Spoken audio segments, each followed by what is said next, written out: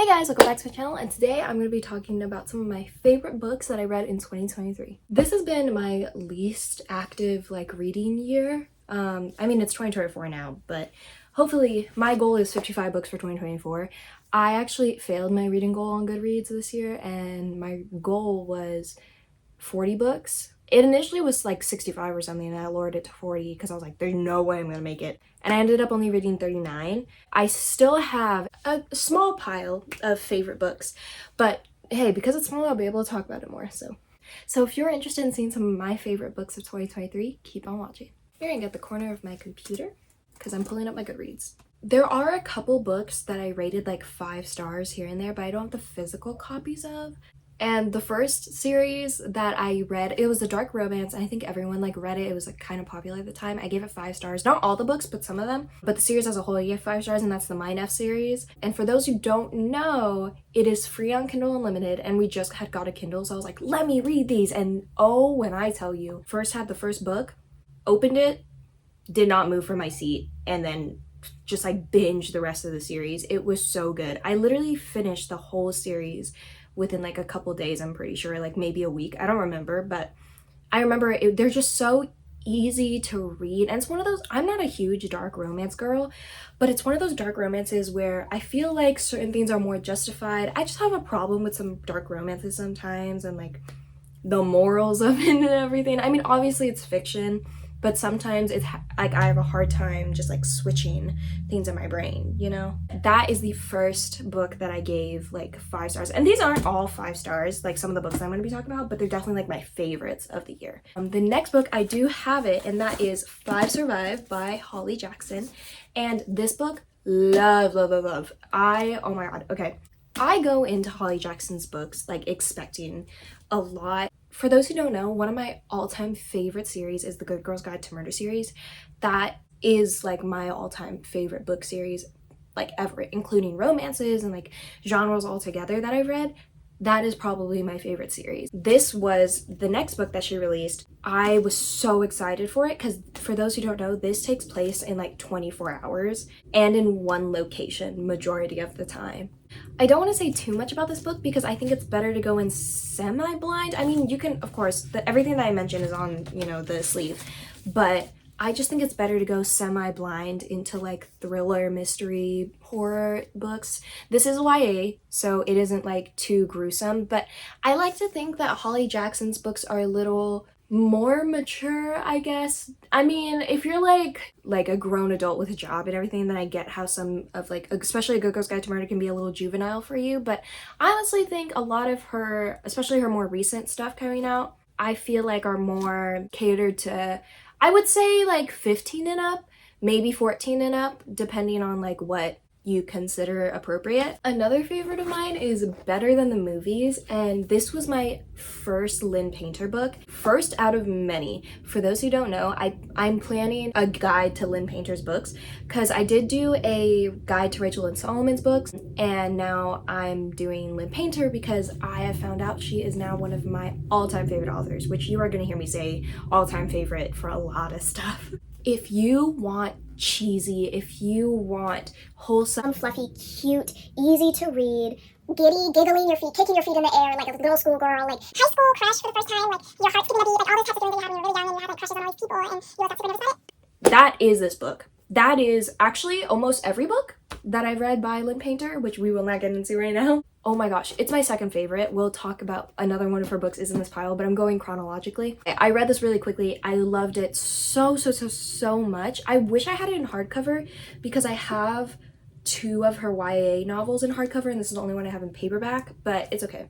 Better Than the Movies is about these 2 childhood best friends, and they're not enemies to lovers. When it comes to contemporary romances, YA romances, rom-coms, I never think people are enemies to lovers. They're more so rivals to lovers, but they're not really rivals either. I mean, they make fun of each other. They have good banter, which is something I love about Lynn Painter. The banter she writes with her characters are just so good, and I fall in love with these people, and she makes it so easy to root for these characters. Wes, who is the boy in here, his lines, I loved this man. Like I said, I did say the word cheesy when explaining this book because it is kind of cheesy, but I loved it. I loved the cheese. If you love early 2000s rom-coms, they're referenced in here a lot, and like it's literally like a part of her personality is she loves like rom-coms and romance, and she's like a hopeless romantic and stuff like that. I love this book. The next two books I'm going to talk about are two books that are my favorite in a series, and the only two books from the series that I read this year, and that is from the Calloway Sister series, the Addicted / Calloway Sister series, but these two are the first two books in the Calloway Sister series. I feel like I'm talking really fast. Am I? I'm really sorry if I am. But there's Kiss the Sky and there's Hot House Flower. And these are in chronological order. You read this one first and then Hot House Flower. So these two books are part of the Addicted / Calloway Sister series, which is a series that I'm trying to finish this year. I said I wanted to finish it last year, but I did not. Kiss the Sky is about Rose and Connor, which I love. Probably my favorite couple, I would say, which a lot of people say, but I am a sucker for academic rivals to lovers. Granted, they're already a couple in this, but still, like, they still have that good banter and one-upping each other. They speak French to each other, or like different languages to each other, like all the time. And then Hot House Flower follows Daisy and Reich, which I was like thinking, again, I thought I wasn't gonna root for them, and then in this book I loved them together. Like, I loved this book. It's a lot deeper than I thought it was gonna be and touched on a lot more sensitive stuff than I thought. And honestly, I just saw myself in Daisy a lot, and I saw myself in Rose a lot, and I saw myself in Lily a lot. I see myself in like all the girls, and I don't know what to like, how to be like, oh, which one do I resonate with the most? But like, I think in this book I resonated with Daisy a lot, and I just love Reich's love for Daisy and how he treats her. So, and for those who don't know, this one is like age gap, and then this one is academic rivals to lovers, if you wanted to know the tropes. But the Addicted series / Calloway Sister series, I think is just a pickup. I definitely am so excited to read the next book in the series and just finish it up. But at the same time, I don't want to finish it because I don't want to say goodbye to these characters, but it's okay. The next book that was my favorite is a Frida McFadden book, and it is Do Not Disturb by Frida McFadden. And that book I don't hear about. I hear about The Housemaid, I hear about The Locked Door, I hear about not the coworker, Never Lie. That was the other one. That's the first book I read by Frida McFadden because a lot of people were talking about it.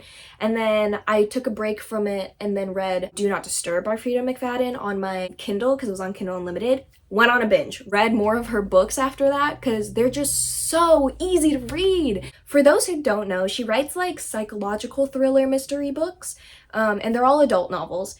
And I just love them so much. They're just so easy to like digest, and they keep you on your toes. And honestly, for me, I couldn't tell like the ending for Do Not Disturb, which is the reason why I loved it so much. It was so good. I was not expecting the ending at all. And it was crazy. It was crazy. If you pick up a Frida McFadden book, I think Do Not Disturb. She always has mixed reviews. There's either people love her or people hate her. I'm just one of those people that loves her, and I recommend her books.